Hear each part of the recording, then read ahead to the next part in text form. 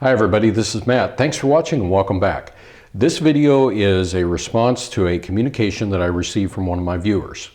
And it was about an issue that he was having with a new 22 rimfire pistol that he had purchased.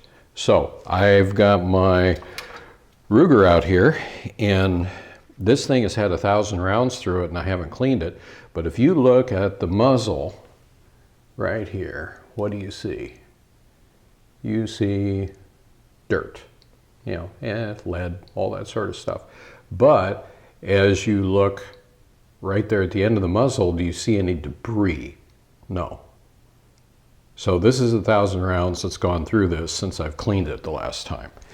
Now, thankfully, the viewer sent me a photo of his, and all around the end of the barrel was a massive buildup of lead. And he described it to me very thoroughly, saying, hey, look, my accuracy just went really, really bad. And then I noticed this. Well, as we exchanged messages, it turns out that he could actually see irregularities inside of the bore. And it looked like tooling marks, it looked like scratches. So my advice was, hey, contact the manufacturer, because that's not normal. It can lead to an unsafe condition.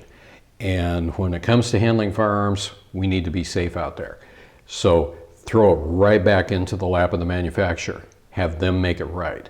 Because what you don't want to have happen is you don't want to have a kaboom.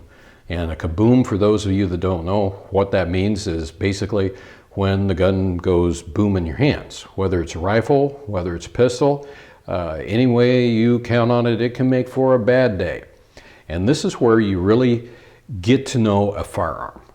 As an example, I'm going to use this Ruger again, kind of like as a whipping post. I have had these things since the 1970s. I know how they sound, I know how they act, I know how they feel. I know how it sounds when it really goes into battery. I know how it sounds and it feels different when it doesn't. I know how it reacts when it fires. And if I hear something or I feel something a little bit different, I stop what I'm doing and I check. And that's where a lot of people can get into trouble, especially with what's called a squib.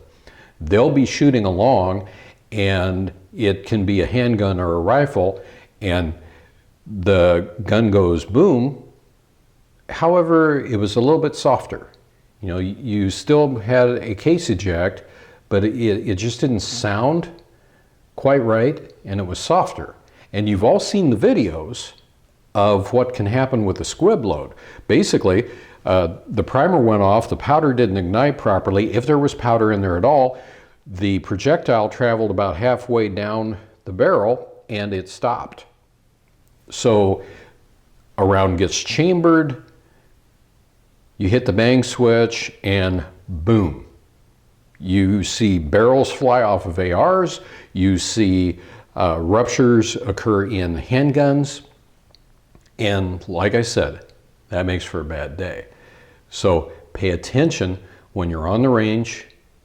If something doesn't feel right, if it doesn't act right, inspect it, because safety is important. If something happens to you and you get injured, it's a bad deal any way that you cut it. So there's a lot of people that are brand new to the shooting sports. They don't know everything that's going on with firearms. Let's just help each other as a community. Let's educate each other and make sure everybody's safe. So anyway, let's keep the exchanges going. I mean, that's one of the reasons I started the channel in the first place, was to be able just to share my knowledge, to help you guys out there. And I love the back and forth, so let's keep it up. Anyway, until next time, thanks for watching, and all of you guys and gals, be safe out there and have a good one.